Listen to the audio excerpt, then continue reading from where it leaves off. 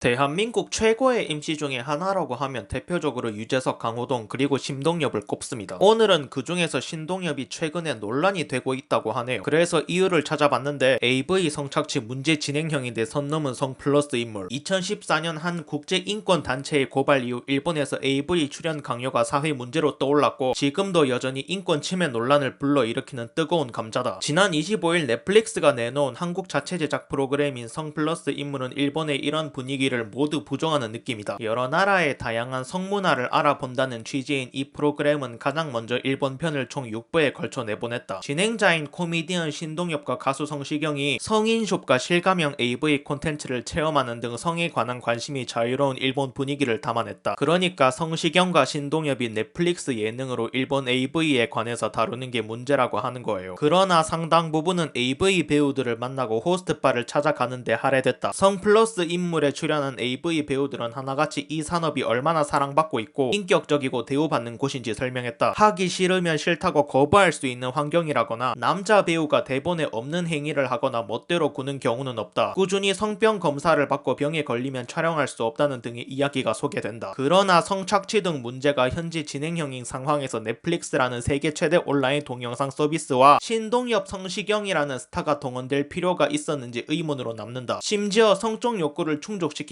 그걸로 성범죄율을 낮춘다는 말까지 나온다. 미안하지만 이건 100% 틀린 말입니다. AV랑 성착취는 다르다고!